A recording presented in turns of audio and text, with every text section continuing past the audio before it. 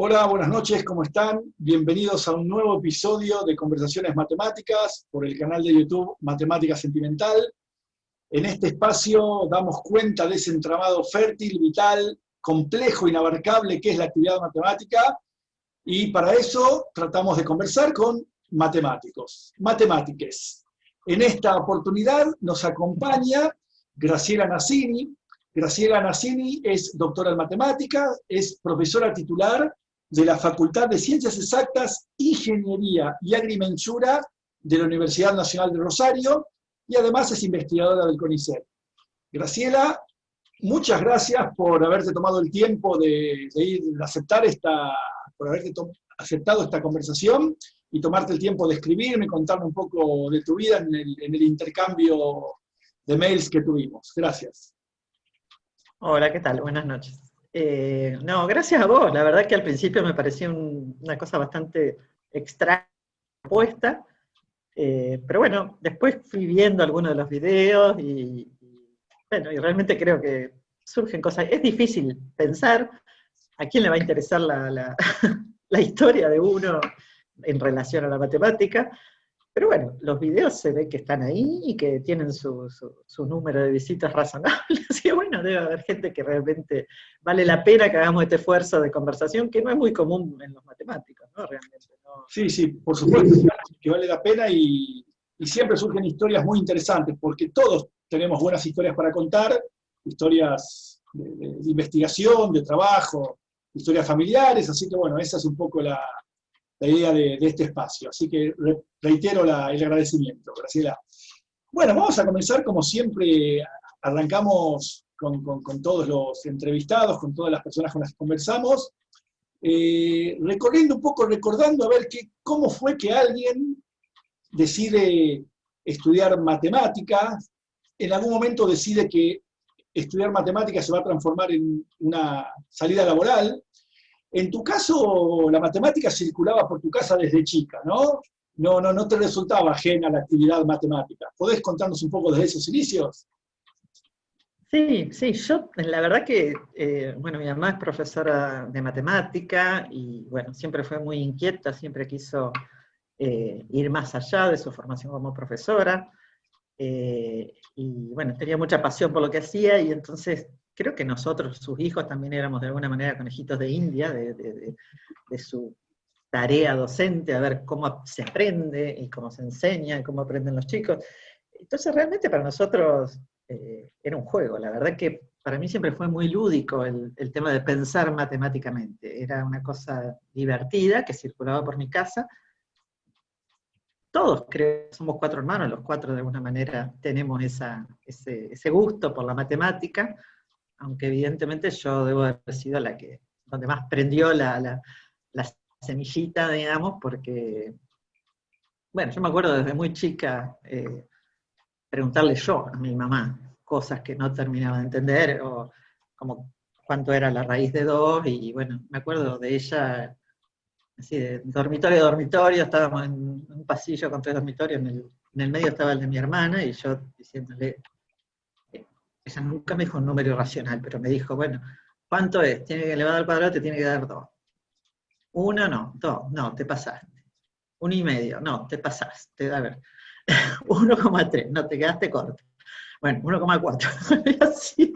Y entonces, después de un rato largo, que íbamos haciendo la aproximación, el método dicotómico ahí de habitación a habitación, dije, bueno, podemos estar toda la vida así, Graciela, porque son infinitas cifras que no se repiten, bueno, qué sé yo, y esos números, así yo aprendí lo que era un número irracional, jugando, tratando de adivinar cuál sería ese número que elevado al cuadrado daba 2. Y después algo que yo nunca entendí, por qué mi mamá me había enseñado eso, que era que 2 más 2 no necesariamente era 4, dependía de cómo definirá la suma. Podía ser 3, qué sé yo. Eso me explicaba que ponía en cajita, bueno, me estaba enseñando la suma módulo n, ¿no? Entonces, suma módulo 3, 2 más 2, 1, creo. Eso a mí me parecía absurdo, pero bueno, aceptaba el juego, de que si se definía distinto la suma, podía dar distinto, pero bueno, ya te digo, era todo un juego para mí. Y después, bueno, como siempre me fue natural más que fácil, o sea, para mí era una cosa natural resolver cuestiones matemáticas.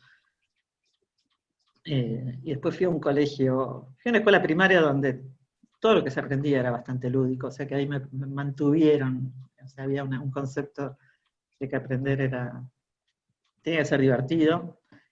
Y bueno, y después fui a un colegio técnico, el Politécnico, que es el colegio de la Universidad de Rosario, donde también tuvimos excelentes profesoras de matemáticas y de muchas otras disciplinas, pero o sea, pude seguir disfrutando de aprender cada vez más matemática y de aprenderlo siempre con placer, o sea que esa era mi relación con la matemática fue siempre así, fue más de placer que de pensar en un trabajo, o sea, realmente nunca lo asocié a un trabajo, más que el trabajo de profesora, que sería lo que hacía mi mamá, que era profesora, digamos, pero hasta ahí. Me gustaba la docencia, me gusta, pero bueno, decidirlo como carrera fue medio por descarte, o sea. Claro, sería la palabra. Sí, fue porque, qué sé yo, ¿y qué iba a hacer? No me gustaba nada, o sea, o por lo menos dentro de lo que no buscaba por todos lados, ¿no? O sea, buscaba obviamente las cosas más tirando a lo técnico, a lo científico, a la ingeniería, digamos, por lo que venía de una escuela con esa formación. Pero bueno, era malísima yo. Fuera de la matemática, en todo lo otro que tenía que ver con lo técnico, era muy mala en las cosas prácticas, era muy mala, no terminaba de amigarme ni con la física, ni con la química. Siempre fui buena alumna, nunca me llevé de materia, siempre tuve notas más o menos bien, pero yo las sufría, esas materias las sufría, no las disfrutaba. O sea, estudiaba para zafar, para aprender, para aprobar. Y entonces ya en quinto año ya me di cuenta que yo no tenía pasta para hacer una ingeniería. Y entonces me dijo, bueno, ¿qué haces? Pero así todo te anotaste en ingeniería, a pesar de todos estos reparos. Bueno, pero estaba la posibilidad, bueno, como en ingeniería se dictaba matemática, dije, bueno, qué sé yo, a lo mejor si no tengo otra, si no engancho, bueno, hago matemática. Hay una cosa ahí que nunca le terminé, bueno, y no sé si en este momento mi madre será capaz de acordarse. Mi mamá no quería que yo estudiara matemática, esa era otra cosa. Cuando yo le decía, bueno, ¿puedo estudiar la licenciatura? Me decía, no, vos tenés que estudiar otra cosa, no estudiar matemática. O sea, ella me parece que quería que yo sea ingeniera o que sea me da esa idea. Pero ella no quería que estudiara. Ahí hago un paréntesis a partir de lo que me contaste. ¿Por qué ella quería estudiar licenciatura en matemáticas, tu mamá? ¿Le interesaba seguir formándose en ese sentido? ¿Por qué pensás que no quería que vos recibieras esa carrera? Lo único que me acuerdo que me dijo es que no le gustaba el ambiente que se generaba. Bueno. Pero, sí, algo ahora que estoy pensando. Pero creo que también ella tenía la expectativa de que hiciera, bueno, lo de ella había sido ya,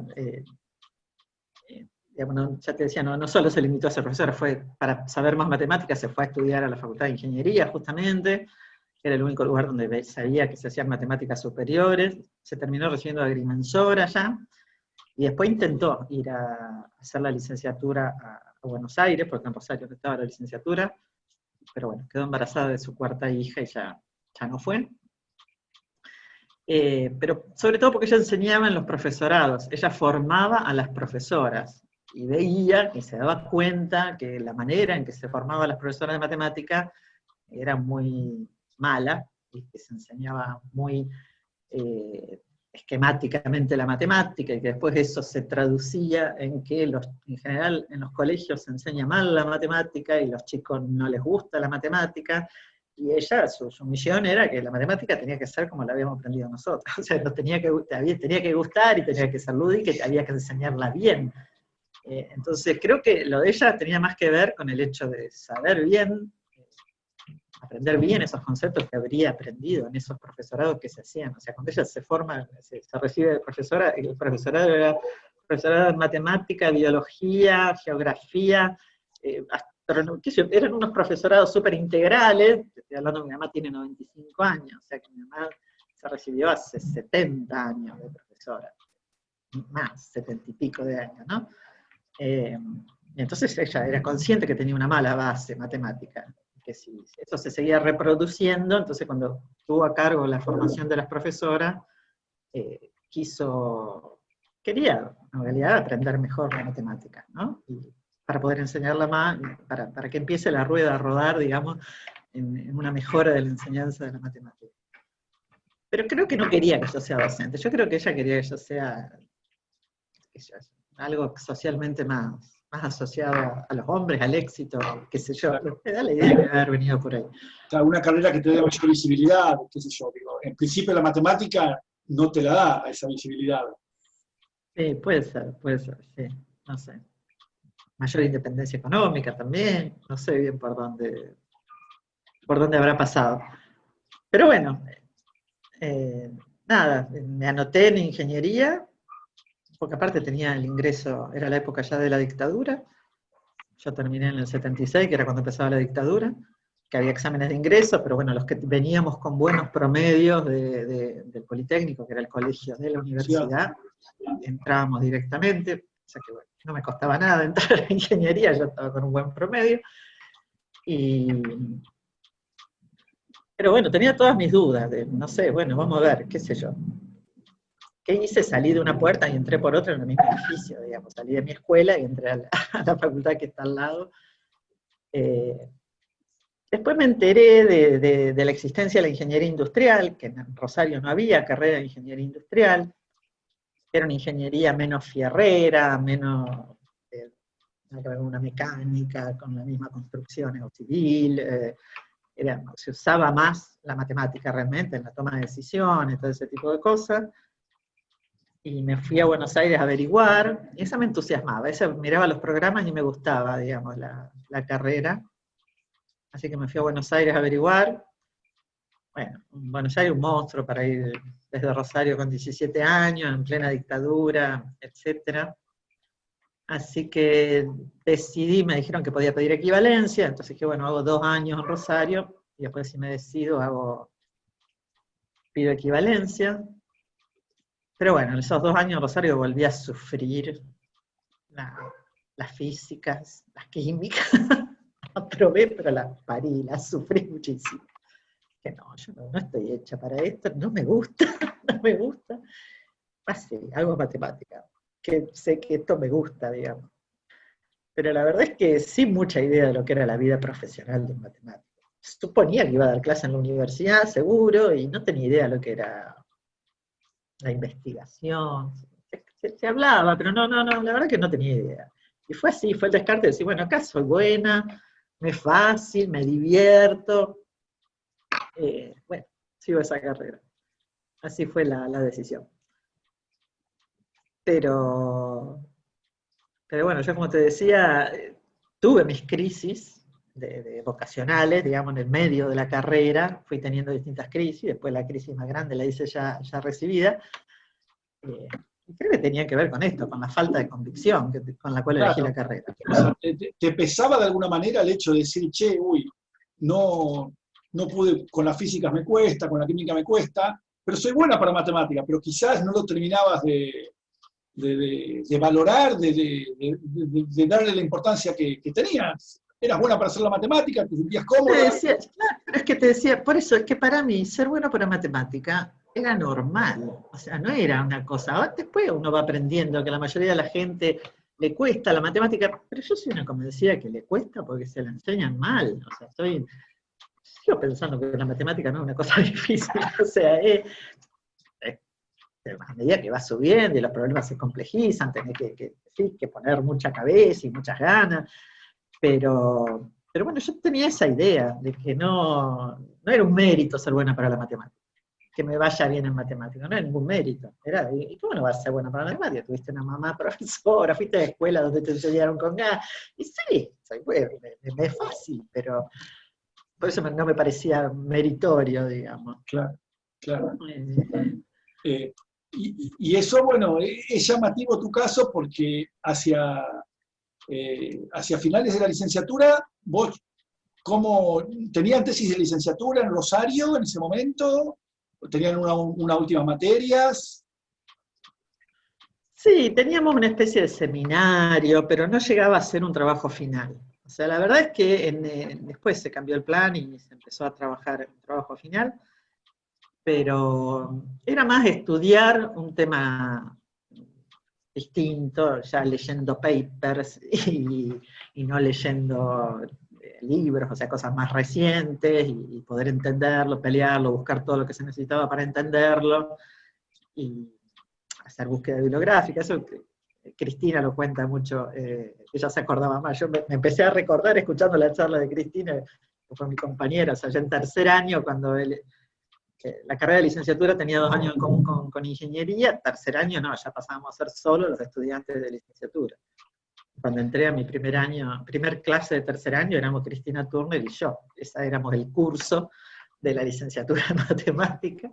Pero bueno, ahí fuimos 3 años, juntitas siempre, haciendo todo, rindiendo todas las materias juntas. Y bueno, obviamente elegimos el mismo tema para trabajo final también.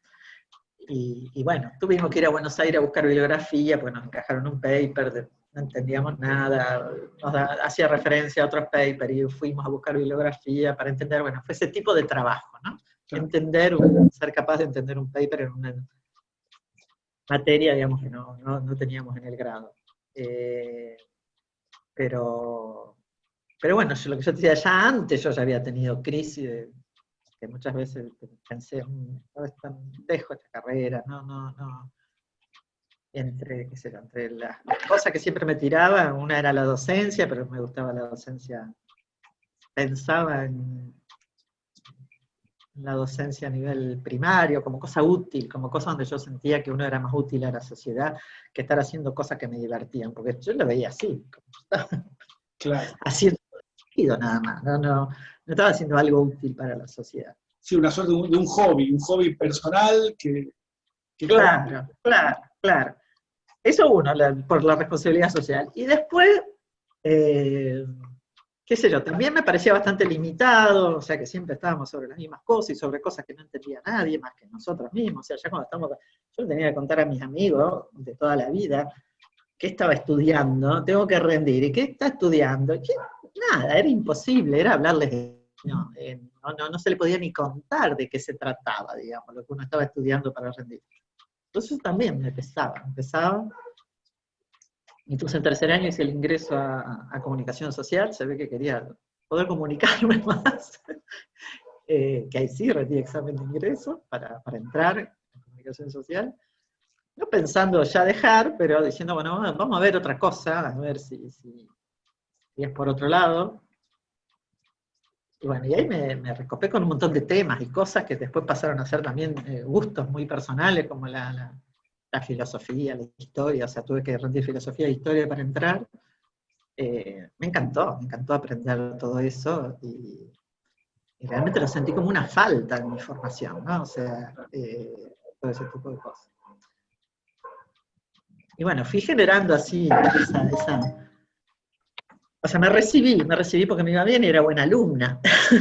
Terminamos, soy licenciada y gracias, eso también te lo decía, gracias a Cristina, porque la verdad que yo necesito a alguien para trabajar al lado mío, o sea, sola soy bastante dispersa, como verás, o sea, venía pensando en ser maestra en el norte argentino, estudiar historia, estudiar filosofía, o sea, siempre tenía la cabeza, y Cristina me ordenaba, me ponía horario, hacíamos los cronogramas, me hacía el cronograma, y bueno, así terminé la carrera en 5 años justo, con buen promedio, digamos. Y ahí empezaba de nuevo la historia. ¿Y qué hacemos? En Rosario en esa época no había demasiados investigadores en matemática, ¿no?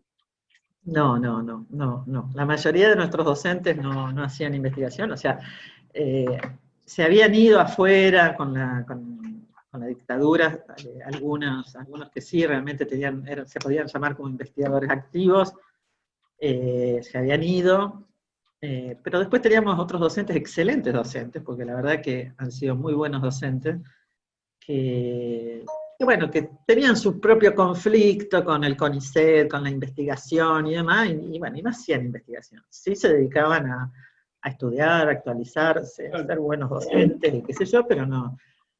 Y ellos eran los que querían que nosotros sí, ¿no?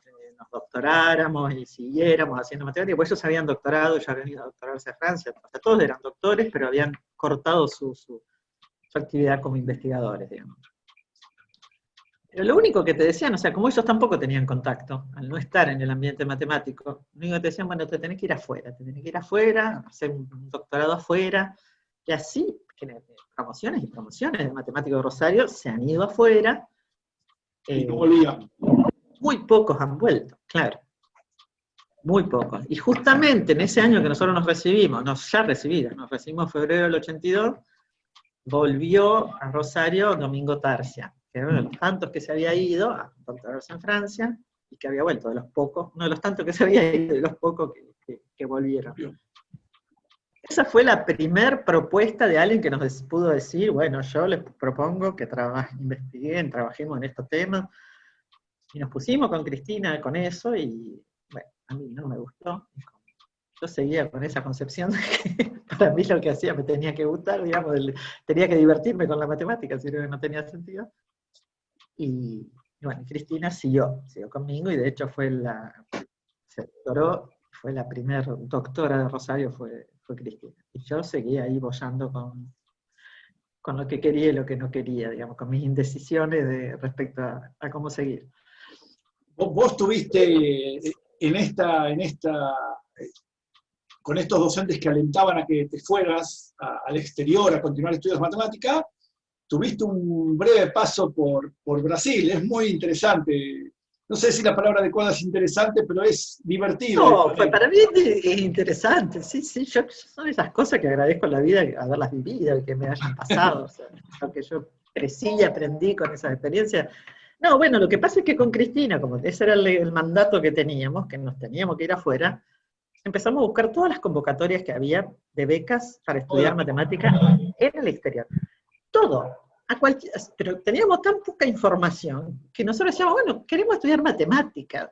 Después, ahora yo me doy cuenta que es una locura aplicar a una universidad sin tener ni la más mínima idea de qué se estudiaba, de qué estudiaban los grupos, qué grupos de investigación había, qué temas podían haber, qué persona podía interesarle dirigir, te tenías que conectar con alguien. Nosotros llenábamos formularios, llenábamos y mandábamos, no sé la cantidad de lugares a los cuales mandamos para pedir beca, para estudiar afuera. Ese era nuestro concepto de matemática en el exterior.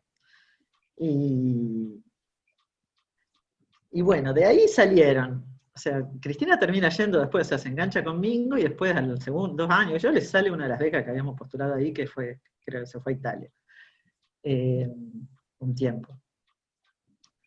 Pero yo ya hacía eso, llenaba, pero había empezado ya con más crisis respecto a mi profesión, y tenía que ver con el momento del país, ¿no? Estamos hablando yo me recibo en febrero del 82, en abril del 82 es Malvinas, y empieza toda la apertura democrática, o sea, Malvinas permite que la gente se empiece a reunir, a discutir, qué sé yo, y empiezan, bueno, para mí fue así un quebradero de cabeza, o sea, empezar a entender lo que había pasado durante la dictadura, porque yo me la había pasado toda la dictadura en una facultad tranquila, cómoda, sin centro de estudiantes, sin carteles, sin nada, estudiando matemática, y bastante ajena a entender lo que había estado pasando en el país, y bueno, cuando todo eso se empezó a salir a flote, la verdad que me empecé a sentir muy mal, me sentía mal, qué sé yo, como que no podía ser que hubiera pasado tantos años ajena a la situación de mi país, y bueno, y se abría esta apertura democrática, y que estaba la posibilidad, que parecía que la democracia iba a permitir que tuviéramos el mejor de los países, y bueno, nada, me empecé a enganchar con la cosa política, y era mi prioridad, en ese momento pasó a ser lo político. Yo estaba convencida que lo mejor que podía hacer era trabajar para la democracia desde algún lugar organizado, que sería un partido, y empezó mi búsqueda política de decidir dónde, y bueno, yo ya estaba reenganchada cuando me llega la aceptación de una de las tantas becas que habíamos pedido con Cristina, que era en el INPA, en Brasil, una beca para hacer una maestría.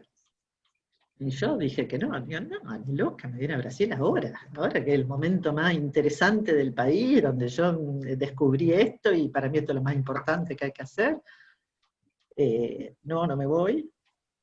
Y bueno, ahí me empezaron a se ve que soy bastante convincente, porque muchas veces me terminaron convenciendo, no convincente, ¿cómo se dice? Al revés. Y te convencen fácil. Me convencen fácil. Evidentemente uno tiene esa disyuntiva adentro, ¿no? Me decía, no, lo que me decían es que cómo iba a perder una oportunidad así, que son oportunidades que se dan pocas veces en la vida. Sobre todo me habían enganchado con el tema de que era maestría, no era el doctorado, y que la maestría eran 2 años, 1 año de curso y 1 año de tesis. Y que el año de la tesis yo lo podía hacer a distancia, lo podía hacer desde Argentina, o sea, que era ir 1 año a Río de Janeiro a estudiar al INPA. Además, perdóname, ya en Brasil tenían en esa época la maestría, cosa que en Argentina no había maestrías todavía en esa época, además. No, lo que pasa es que Argentina siempre estuvo más con el esquema de ¿Más francés? Carreras francesas, europeas, ¿sí? Que tampoco tenemos un grado mucho más enciclopédico que los que tienen, por ejemplo, los sistemas americanos, norteamericanos y demás, que entonces tienen un grado más pobre, digamos, en contenidos que el nuestro, en formación, y después completan con la maestría. Claro. De hecho, fue lo que me pasó a mí, o sea que cuando me fui a Brasil con la idea de hacer una maestría, bueno, el primer curso que hice, que era el curso de verano, que eran 2 meses, qué sé yo, me fue bárbaro, qué sé yo, fui la mejor alumna de ese curso, pero porque venía con mejor formación que el resto, que venían por ahí de carreras más cortas. ¿Te acordás cuál fue ese primer curso? ¿Cuál fue ese curso de verano que hiciste? ¿Te acordás? Era un curso, si no me equivoco, sí, análisis complejo era. Era un análisis complejo, más arriba del análisis complejo que habíamos hecho nosotros en el grado, pero bueno, poquito más arriba. Yo tenía formación como para hacerlo.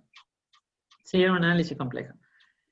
Y bueno, nada, ahí teníamos tutores, mi tutor me dijo, bueno, no tiene sentido que haga la maestría. Si esto realmente, cuando vio el plan de estudio, los analíticos de las materias que habíamos hecho y demás, dice, todos los cursos de maestría ya los tenés hechos, ya sabés eso. Entonces vos tenés que pasarte al doctorado directamente. Yo dije, bueno, y empecé a hacer materias de doctorado en el primer cuatrimestre, digamos. De 1983. 1983. Mientras yo siempre con la cabeza acá, con lo que estaba pasando en Argentina, ¿no? O sea, viendo lo que iba pasando con la democracia y demás.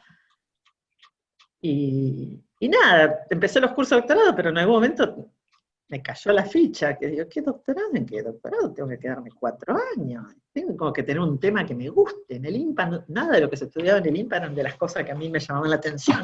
Para que te dé una idea, me gustaba la topología algebraica en ese momento.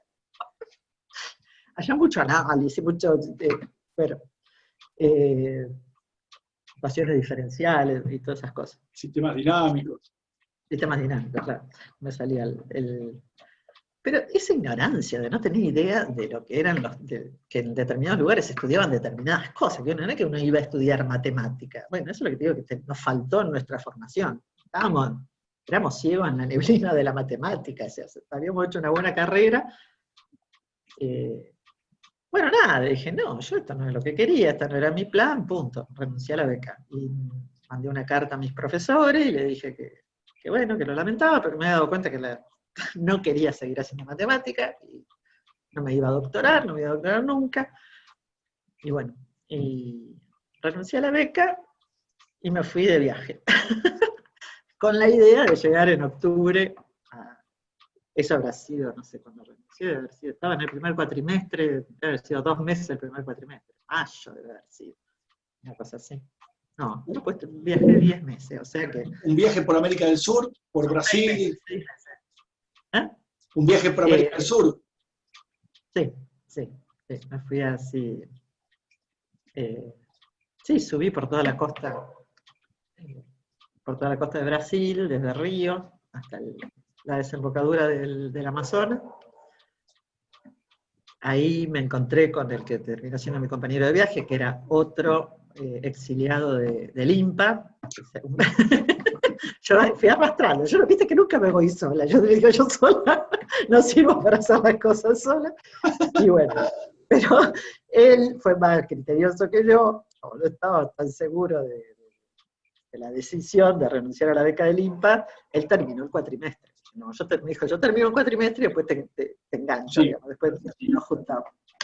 Entonces yo viajé 2 meses sola, y después ahí nos juntamos, y bueno, y seguimos, hicimos el Amazonas, hasta el límite con Colombia, Bogotá, y de Bogotá empezamos a bajar, y queríamos entrar, el plan original era entrar por Chile, pero no, me agarró la fecha de las elecciones de octubre en Bolivia, y bueno, casi no conseguía conocer Bolivia, más que es La Paz y demás, y nada, de ahí me tomé el colectivo y me vine para... Tenías que votar. Claro, llegué el viernes anterior a las elecciones, que fue el acto de cierre de Alfonsín En Rosario. en Rosario, así que llegué a ver el acto de cierre de Alfonsín, y bueno, y voté. No voté por Alfonsín, ¿eh? No, yo estaba definitivamente socialista y voté para el socialismo. Sacamos 1000 votos, creo, en todo Rosario. Pero bueno, me volví, digamos. Te volviste y habías abandonado la matemática por un tiempo. Es Y interesante. aparte estaba enojada, no solo la había abandonado, estaba enojada con la matemática. ¿No? La matemática era vivir en las nubes cuando había una realidad que necesitaba de todos nosotros, y un mundo que era un desastre, y nosotros no podíamos seguir estando en las nubes sin comprometernos con nada. O sea, la matemática era lo que me había alejado de la realidad durante un montón de tiempo. Yo estaba enojada con la matemática, realmente.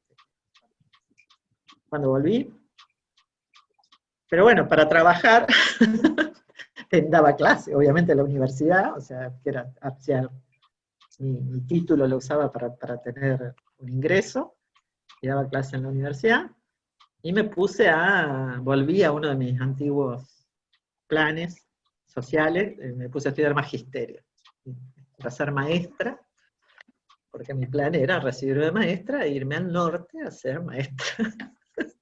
La verdad que es divino ser joven. Uno tiene... Bueno, justamente, es por definición.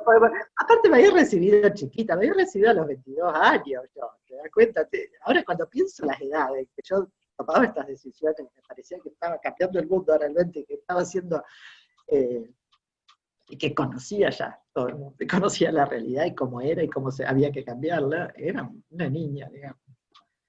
Pero bueno, estudié magisterio,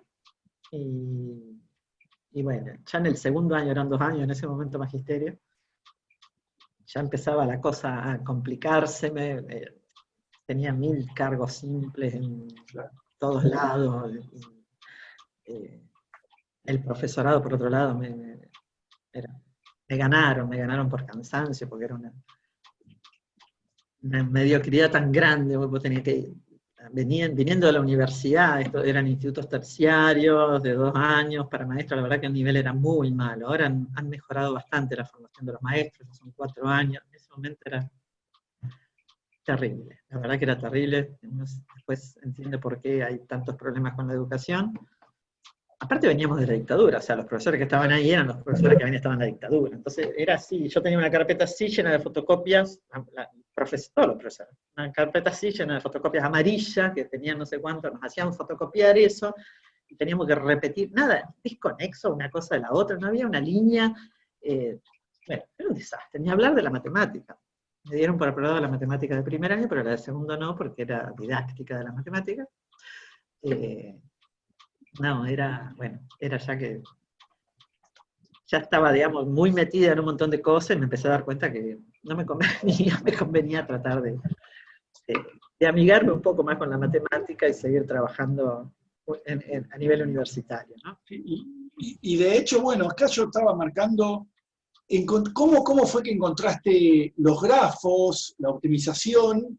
Ahí volviste a reconciliarte con la matemática, ¿no? Y empezaste bueno, te doctoraste finalmente. Sí, es como que, sí.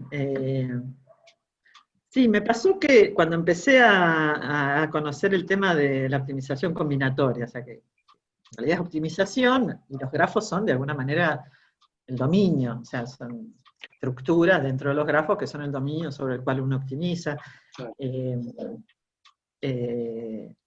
Bueno, me empezó a parecer bárbaro, sobre todo lo que tiene la optimización combinatoria es que los problemas son muy fáciles de contar. Bueno, vos tenés una red y 2 puntos, ¿cómo hacés para calcular el camino más corto de acá hasta acá? O sea, ¿quién no entiende ese problema? Y resulta que no es sencillo. Bueno, está bien, haces todas las combinaciones, no, todas las combinaciones no se puede, eso es computacionalmente imposible, está bien, lo podés hacer en un grafito de 10, pero si estamos hablando en un grafo que representa, qué sé yo, todo el mundo, y vos querés todos los posibles caminos de acá a Estados Unidos, qué sé yo, ya no es no lo puedes hacer tan sencillo. No, si el método es explorar todos los casos. Entonces, bueno, hay que empezar a pensar más inteligentemente que el hecho de analizo todos los casos y encuentro el mejor, porque eso no se puede computacionalmente.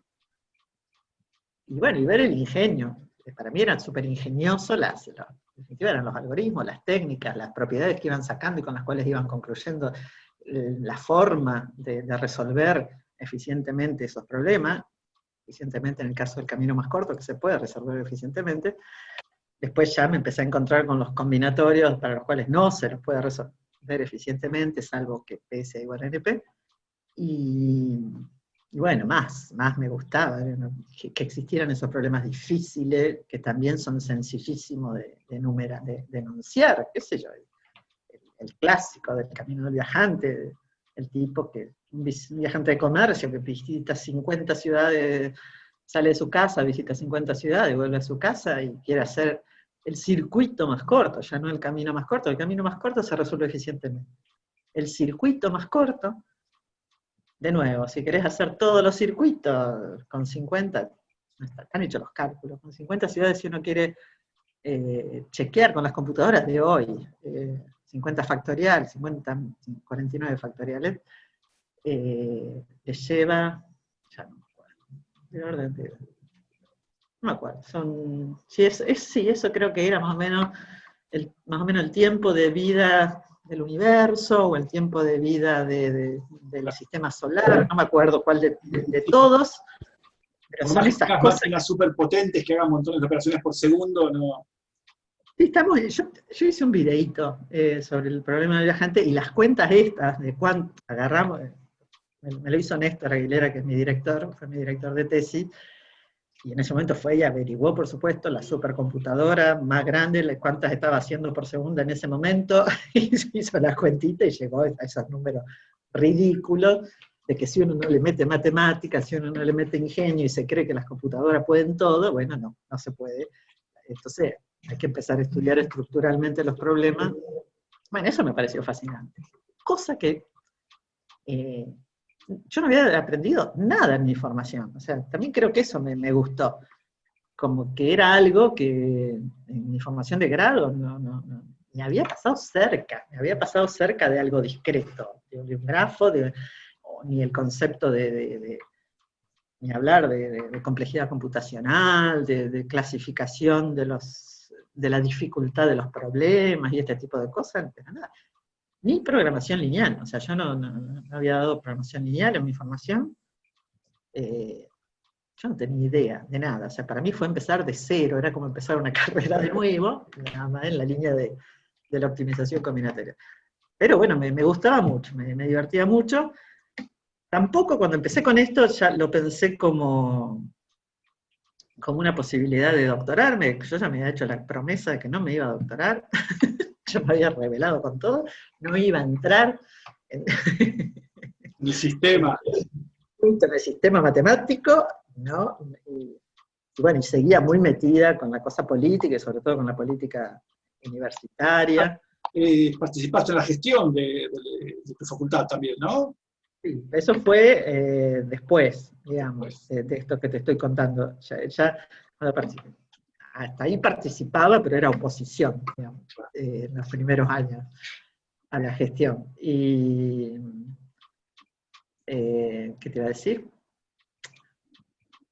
Bueno, nada, que no pensaba doctorarme, pero como era un movimiento, era un momento de mucha política en la universidad, hay muchas discusiones, yo era consejera directiva, por el claustro de graduado, y bueno, estaban en el consejo también los cientificistas, y discutíamos con los cientificistas y todo ese tipo de cosas, y era el tema, a mí me ponía loca el tema de que los físicos, los matemáticos no había mucho, muy encumbrado en el consejo directivo matemáticamente, era el argumento que los que se dedicaban a la política eran porque eran mediocres profesionales. O sea, vos hacés política porque no te da el cuero para hacer buena matemática, vos haces política. ¿Lo decían explícitamente o lo sugerían? Sí, no me lo decían a mí, o sea, lo decían en general, Circulaba aunque ese tipo de todos discurso. los profesionales, los estudiantes que hacían política eran porque eran unos vagos de miércoles y que eran malos alumnos, o sea,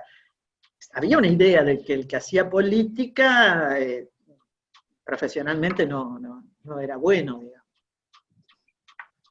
Pero a mí me gustaba estudiar, yo estaba estudiando esto, lo estudiaba con Elisa Petrone, que era una colega mía, Cristina ya se había ido para Córdoba, y más desde el punto de vista de aprender algo y la docencia, pues también siempre me gustaba, entonces hacíamos cursos, estudiábamos, hacíamos cursos para gente, como era un tema que no se daba a nivel de grado, y era simpático, dábamos muchos alumnos, tuvimos en esos cursos, a medida que íbamos aprendiendo, pero ya te digo, no estaba en el proyecto de doctorado. Pero bueno, me empezaron a comer el coco con este tema de vos no te doctorás porque no te da el cuero. Yo dije, voy a doctorar. Voy a seguir haciendo política, para que no me vengan con que... A las dos cosas, para mostrar que vos podías. Claro, yo quería demostrarle al revés, que ellos eran los mediocres que solo podían hacer ciencia. Yo la verdad que era muy... Como diríamos ahora, eras picante, ¿viste? Cuando los chicos dicen picante, respuestas picantes. Sí, pero eran luchas mías, para que claro, yo se lo decía a ellos, ¿viste? Claro, por sí, dentro. es uno. Ahora bien, claro. No, aparte realmente también, bueno, empieza todo este tema de las necesidades, o sea, ya a esa altura yo ya convivía con el papá de mis chicos, y bueno, y ya se veía que no, claro. Había ido a una escuela que hacían, eso te conté, que hacían los puntanos en Potrero de Funes, que fue buenísima. Estuvimos un mes encerrados en un hotel hermosísimo frente al lago de Potrero de Funes, y trajeron a investigadores a darnos cursos. Ahí vino Rosales, que es el con el que trabajó Cristina, aunque Cristina creo que ya lo conocía de antes. Bueno, 2 o 3, ya ni me acuerdo los nombres, porque no me gustaban los temas. Yo iba, hacía los cursos, pero no, esto no me gusta, esto no me gusta, esto no me gusta. Y solamente me enganchó una conferencia, había cursos y conferencias, una conferencia que dio Hugo Skolnick, que era optimización, pero era optimización continua. Optimización, perdón, no escuché. Continua, o sea, eran problemas de optimización, me acuerdo que era el diseño de no sé qué, del book, de no sé qué cosa. Pero bueno, las funciones a optimizar eran continuas, los dominios sí, las variables eran continuas, los dominios eran funciones no discretas, digamos, no lineales, quiero decir. Pero bueno, la motivación venía de una aplicación, y entonces, bueno, esa era la parte que a mí me gustaba. Decir, bueno, una matemática, cuando me empecé a amigar con la matemática, dije, bueno, yo quiero hacer la matemática que uno vea dónde va, que uno sepa para qué sirve. Y no esa matemática que creo que es valorable y creo que hay que hacerla y que tiene que haber gente que la haga, que es la matemática que simplemente hace crecer el nivel de conocimiento y a lo mejor algún día se use y a lo mejor, bueno, un día no, creo que es válido, debería estar balanceado cuánto se dedica a eso y cuánto se dedica a una matemática donde se vea un poco más claramente a dónde se llega. Pero bueno, cuando volví de ahí me quedé embarazada, entonces ya embarazada, y 20.000 cursos, yo dije, no, esto no me conviene, una beca, la verdad que me vendría bárbaro, porque digamos, no tenía que estar saltando de curso en curso, y corrigiendo miles de parciales, y qué sé yo. Y bueno, entonces empecé a pensar, ¿cómo hago para tener una beca de CONICET? Los temas que me gustan, me acordé de esta charla, y me fui a Buenos Aires a hablar con Hugo Skolnick, pero era testaruda, porque podría haber ido a hablar con Hugo para decirle que quería estudiar sus temas, y yo no, fui y le dije, no, yo quiero hacer optimización, pero discreta, a mí me gusta la combinatoria, a mí me gusta en los grafos.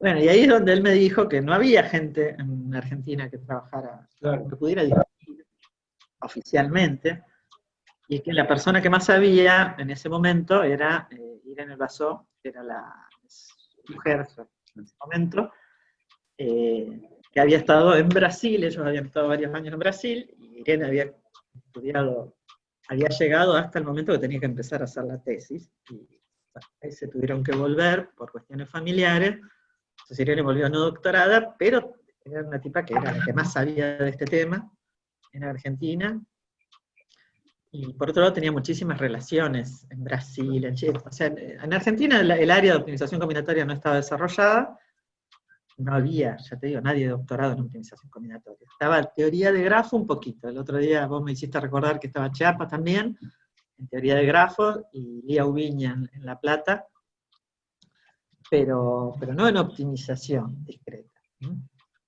Y, ¿cómo es? Y bueno, finalmente terminamos que la beca nos presentamos con Hugo, pero en realidad la que me enseñó todo y me relacionó con el mundo. Lo que te decía es que Argentina no está desarrollado, porque Brasil ya tenía un muy buen desarrollo, y de hecho, y Chile también.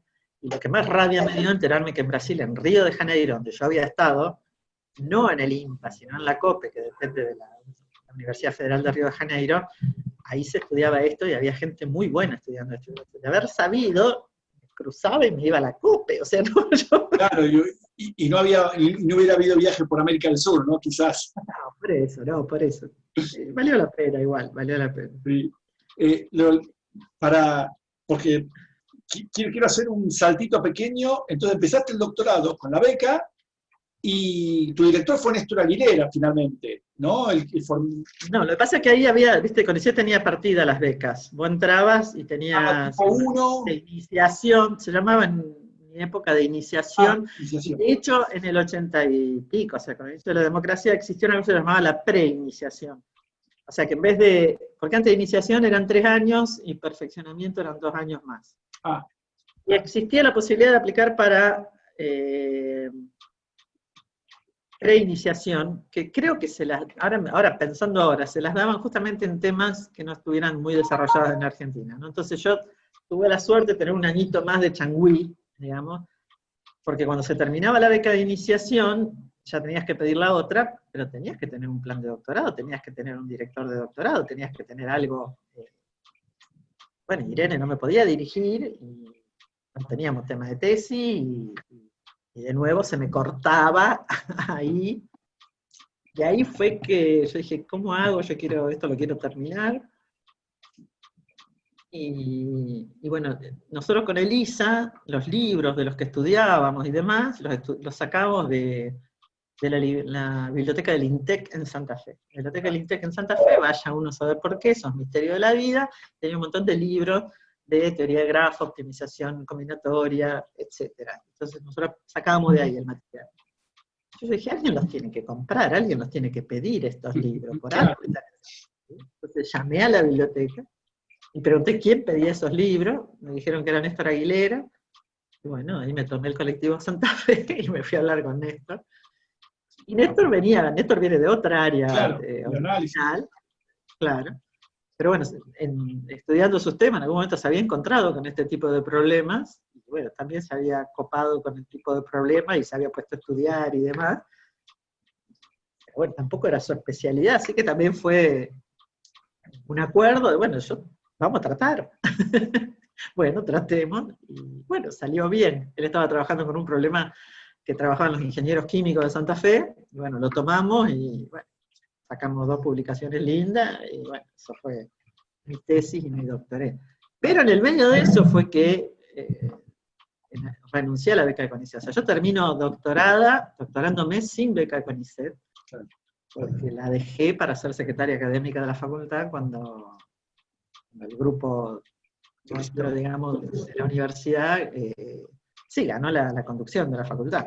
Entonces, acá me anoté, 1997, doctorada, 2 hijos y vicedecana. Ese es tu...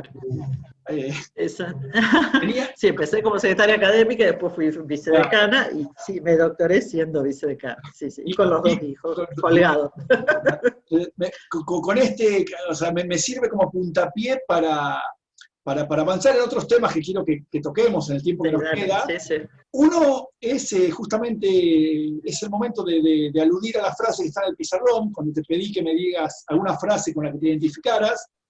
Bueno, pensar con otros, ¿no?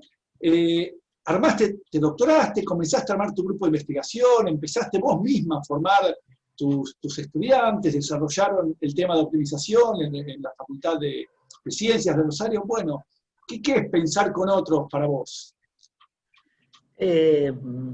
Para mí es como condición necesaria, o sea, a mí es esto, es como que me gustan los proyectos colectivos, y la verdad que aún haciendo matemáticas, también me gusta trabajar con otros, y que sirva para otros, esto que estamos haciendo.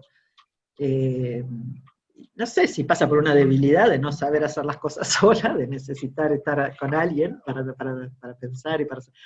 O sea, yo pienso mucho sola en matemática, porque como me divierto, me obsesiona, o sea, a veces estoy con un tema y me obsesiona, y bueno, y me paso mucho tiempo pensando sola. Pero cuando tengo alguna idea, es como que necesito charlarla con alguien y compartirla con alguien y discutirla con alguien y enriquecerla, porque siempre cuando vos la charlas con alguien la enriqueces, se le ocurren otras cosas, o te la mata, o sea, te dice, no, te equivocaste desde el principio, acá ya te equivocaste, todo esto que me ibas a contar ya no vale, pero bueno, todo eso me parece súper enriquecedor y valioso a nivel matemático, no sé, yo lo consigo así, ¿eh? Esto, cuando vos me pediste la frase, yo digo, bueno, creo que caracteriza un poco esto que cuando iba aprendiendo y entusiasmándome con la combinatoria, los grafos, aprendíamos y dábamos cursos, o sea, es como que para mí es necesario hacer circular, digamos, lo que uno sabe, lo que uno aprende y lo que a uno le gusta.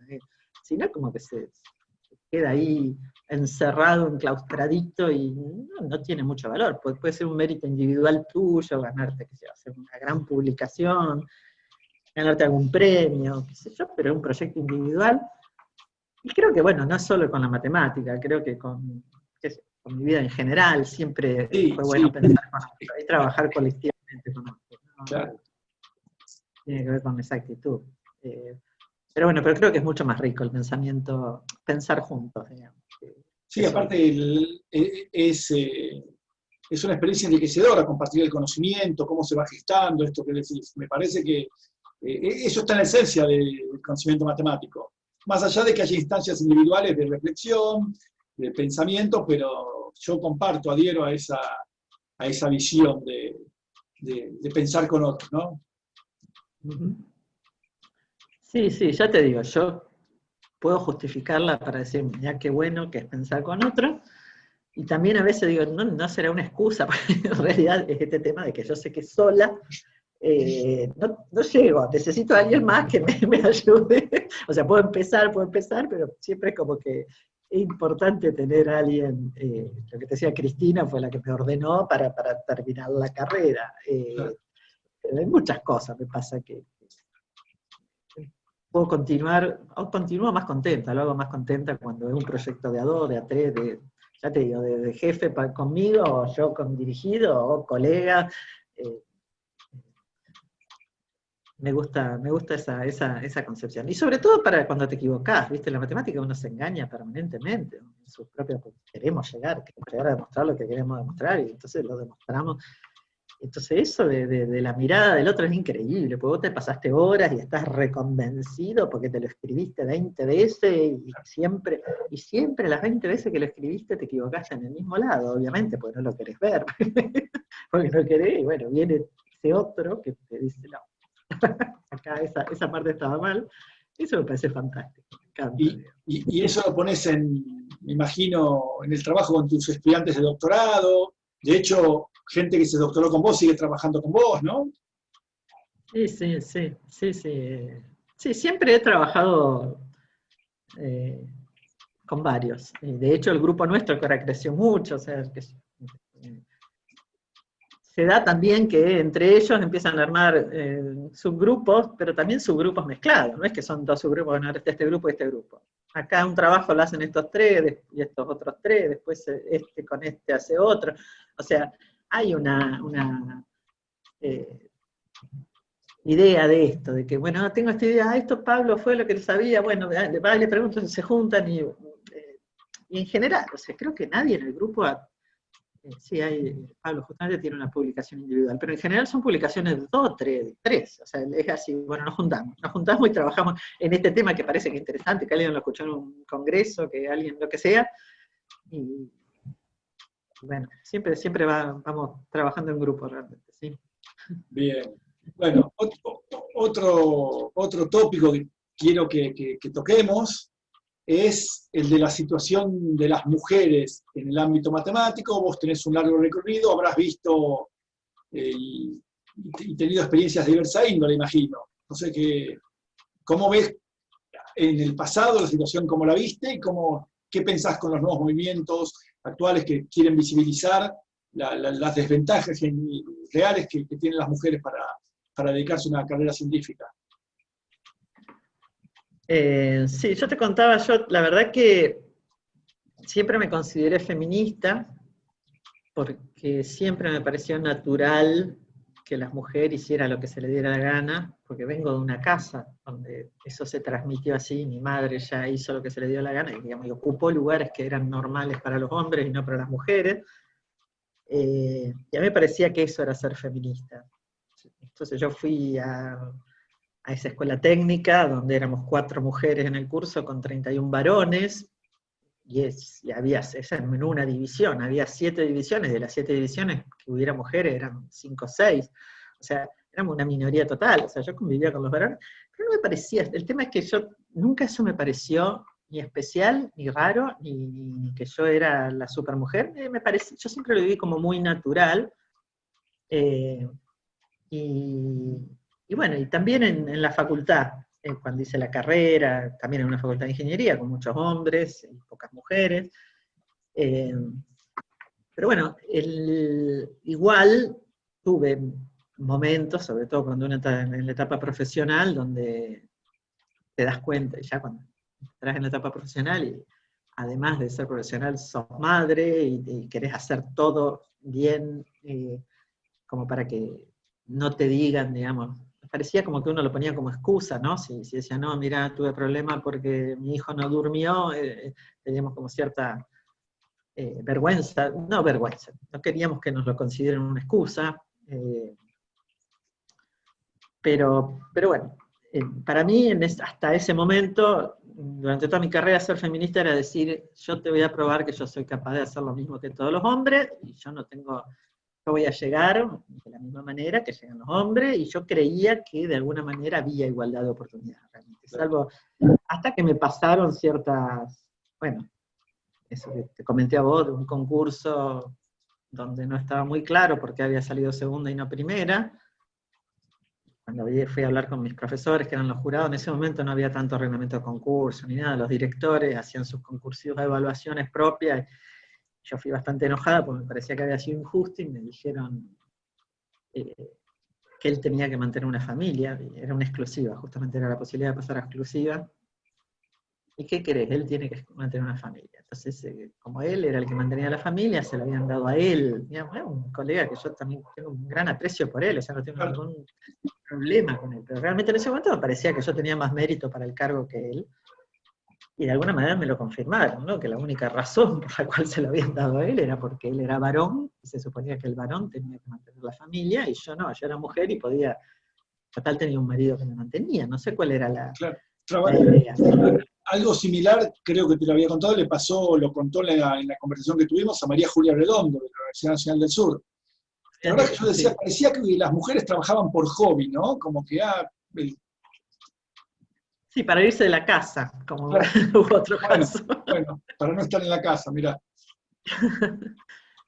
No, pero no por el tema de esto, bueno, tiene que ver con otro tema, digamos, de qué hacíamos nosotros trabajando y no atendiendo a nuestros maridos y a nuestra... Pero bueno, después de ese tema también que te conté, que la otra vez que me hizo un clic, que yo no, evidentemente no estamos en igualdad de condiciones, fue una vez que hice un currículum de memoria con Néstor, y era historiano doctorada. Entonces, bueno, y tal año hice tal cosa, y tal otro, y tal otro, y tal año hice esto, y tal año, y este año, no me acuerdo, ¿qué hice este año? Bueno, sigamos al otro, este año, y este año, yo tampoco me acuerdo. había quedado 2 años así con unos huecos que no había hecho nada. ¿Qué años tuviste los chicos? Sí, eran los 2 años que yo había tenido a María y a Juan, digamos. Eran 2 años que no había hecho nada, académicamente, ¿no? Bueno, eso no le pasa a un hombre nunca. Pero bueno, lo que te decía también es que, bueno, ahora la verdad que ha habido un movimiento interesantísimo y creo que nos ha cambiado la cabeza a todos, y no solo a los varones, que les cuesta más, pero que yo creo que muchos están haciendo un esfuerzo para deconstruirse, pero las mujeres también, o sea, muchas mujeres también tenemos que, y yo entre ellas me considero como que aprendí muchísimo de que eso, ser feminista no es hacer lo mismo que los varones, o sea, y demostrar que las mujeres somos capaces de hacer lo mismo que los varones. O sea, ser feminista es tener los mismos derechos, pelear por los mismos derechos, por las mismas condiciones de trabajo, por las mismas, donde se incluye, por ejemplo, el tema de que, bueno, por ejemplo, maternar sea una cosa compartida entre hombres y mujeres, como es en ciertos países nórdicos, porque evidentemente eso te saca la posibilidad de una continuidad profesional, no te deja, ni siquiera, no solamente el momento de los primeros años que son tan fundamentales para los niños, y que es tan fundamental tener a alguien que se dedique a ello, alguno de sus padres. Después más adelante, o sea, yo te decía la matemática te exige, si vos querés ser un matemático brillante, tenés que ser capaz de estar 5 horas sentado pensando en eso, y que nadie te jorobe, y encerrado, y no importa si hay sol, si no hay sol. Bueno, esa es la manera de hacer matemática a gran nivel, ¿no? O sea, con esa capacidad. Decime, ¿qué mujer puede estar 5 horas encerrada en su casa sin que, si estás en la facultad, te llame un hijo, te acordés mientras estás trabajando que no compraste no sé qué cosa, que no llamaste al electricista por la lamparita, el enchufe que se te rompió? O sea, tenemos esa multifunción permanente cuando hacemos familia, casa, hijo, etcétera, que la verdad que no te permite ese grado de concentración. Hay que ser bastante, pero bueno, bastante especial, digamos, no sé si existe una mujer casada con hijo y en estas sociedades donde no tenemos todo resuelto, porque bueno, hay otras sociedades que tienen mucho más resuelto el cuidado de los chicos en colegios, jardines, guarderías desde temprana edad y demás. Bueno, en definitiva, lo que creo es que empecé a darme cuenta que porque aparte tampoco que los hombres no hicieron las cosas tan bien como para que nosotros querramos hacer las cosas como los hacían los hombres, y que lo importante es pelear por los espacios, y los espacios donde se toman decisiones fundamentalmente, y se definen en definitiva las formas de trabajo, y que es muy importante que estén las miradas de los dos, nada más que eso. O sea, es importante que haya tantas miradas femeninas y propuestas de conceptos, propuestas desde la mirada femenina como desde la mirada masculina, y se encuentre un equilibrio, digamos. Pero hoy, evidentemente, en todos los lugares de decisión hay una mirada masculina, toda. O sea, no sé si hay algún lugar de decisión donde hoy es mayoría la mirada femenina.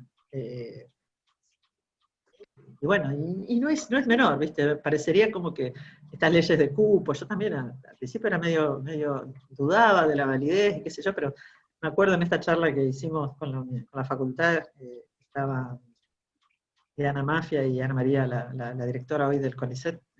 Frankie. Y una de ellas, no me acuerdo cuál de las dos, dijo, bueno, la ley de cupo al principio a todo el mundo le parecía una cosa absurda, que tiene que ser por mérito y no por el sexo, por el género. Pero dice, desde que está la ley de cupo y hay más diputadas y más senadores, salieron todas las leyes, digamos, de protección a las mujeres, al género, a la familia. O sea, desde que están las mujeres hablando de eso. Si no, no salían, y no iban a salir nunca. Entonces, evidentemente, que haya mujeres en los lugares de decisión cambia la mirada. No quiere decir que va a ser la mirada de la mujer, pero bueno, vamos a tener que negociar con todas las miradas, pero si no, ahí va a ser siempre la mirada, sigue siendo la mirada de los hombres, y el mundo se rige por la mirada de los hombres, ¿no? Que nos deja fuera de un montón de cosas, esa es la realidad, ¿no? Así que yo creo que ha sido una etapa hermosísima. Yo he aprendido también muchísimo del que si yo llegué, cualquiera puede llegar, es una mentira absurda que tenía en la cabeza, una construcción sin sentido que tenía en la cabeza. Llegué porque tuve toda la suerte de venir de una familia totalmente diferente, donde ni siquiera se me ocurría cuestionarme la posibilidad de que fuéramos distintos. O sea, una familia donde iba a la escuela técnica, vos me comentabas que tu mujer quiso ir a una escuela técnica y no la dejaron. A mí me decían, es la mejor escuela, tenés que ir a esa escuela, ¿qué importa? Si hay pocos varones, muchos varones y pocas mujeres, ¿a quién le importa eso? Voy, el examen y entré, ingresé. Bueno, eso no, después yo empecé a aprender que no todo el mundo tuvo esa tranquilidad. Yo iba por el mundo tranquila, no me sentía que por ser mujer tenía inconveniente, digamos. Era, o más que inconveniente, ¿cómo sería? Menos oportunidades, el camino más difícil. Después, ya te digo, cuando te casás, tenés hijos, ahí se empiezan a poner más sobre la cara, cómo realmente tenés muchas más dificultades, ¿no? Pero creo que está lindo todo lo que pasó con los movimientos de mujeres, y creo que está muy bueno esto de que aprender es bueno siempre, cualquier cosa, y a mí me gusta mucho haberme dado cuenta de cuán equivocada estaba, y tratar de reentender y reaprender, digamos, los conceptos y las ideas. Y bueno, creo que hay muchos hombres que también están dispuestos a hacerlo, y ojalá falta mucho, pero creo que vamos en buen camino. Y se va viendo, se ve en la facultad también, se ve en todos lados, ¿no? Esa necesidad de estar más atentos, por lo menos. No, pará, este chiste ya fue. Ese chiste que antes era lógico, esta expresión, no va, ¿viste? Vamos cambiando, son cambios culturales que llevan su tiempo, pero se van dando. Algunos se enojan porque parece que se dan por imposición, porque las mujeres están patoteando, y están patoteando, un poco sí, pero bueno, fuimos patoteadas toda la vida. Aguántense un poquito, no se hace nada grave, un poco, qué sé yo. Tenemos que tratar de encontrar la manera de dialogar, de manera de no producir rechazo, o sea, para que lo que queremos es justamente construir en conjunto, pensar con otros, ¿no? Pensar juntos. Pero si no fuera por estas patoteadas, no sé si. Creo que en determinado momento valen la pena, digamos, y logran ese primer paso, y después de ese primer paso, bueno, ahora sí nos sentamos y charlamos tranquilos, ¿no? Creo que está bueno el proceso, está muy interesante. Bien. Graciela, lo digo siempre en todas las entrevistas, hace más de una hora que estamos hablando, ¿viste? Qué rápido que pasó. Así que podemos ir cerrando, y como siempre, hay una última reflexión que quieras compartir con los que van a mirar el video, de despedida, Sí, qué sé yo, viste, cuando vos me propusiste esto, yo digo, bueno, ¿qué puede ser de interés para alguien para escuchar las historias de vida nuestra? Después de repasar así toda la historia, o sea, creo que nunca había hecho ese ejercicio, ¿viste? Porque cuando la vas repasando vas encontrando justamente las cosas en común que fueron rigiendo a lo largo de las distintas edades las decisiones tuyas, y a lo largo de la vida. Y bueno, yo creo que este tema de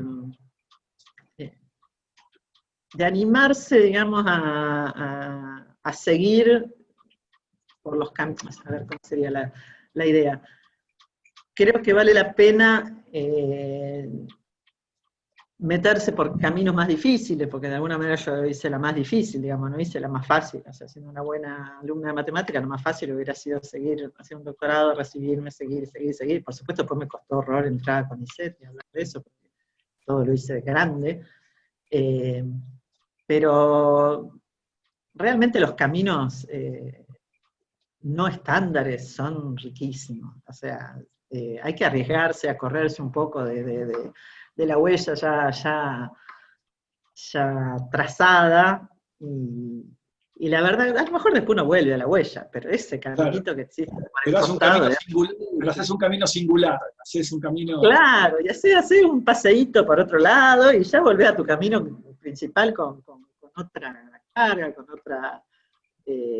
otros aprendizajes. Y sobre todo, si, o sea, para mí aprender de lo que sea, yo te decía hoy, es siempre una cosa motivante. Es como que no me alcanza el tiempo para aprender las cosas que me gustaría aprender.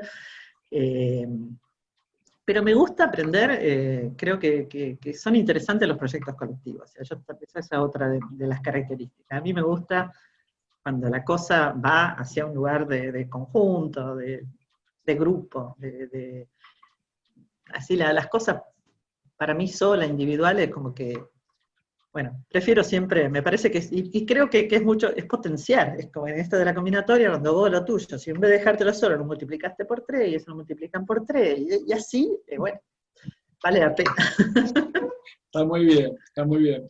Bueno, Graciela, muchísimas gracias por haber compartido este momento. Te saludo a todos los que vayan a ver el video, y bueno, nuevamente muchas gracias, que la pases bien allá en Rosario, que tengas un buen fin de semana, y bueno, gracias otra vez, Graciela. Nos Gracias vemos. a vos, y saludos a todos, y bueno, una oportunidad linda y distinta de lo que uno está acostumbrado. Bueno, Chao. hasta pronto, hasta luego.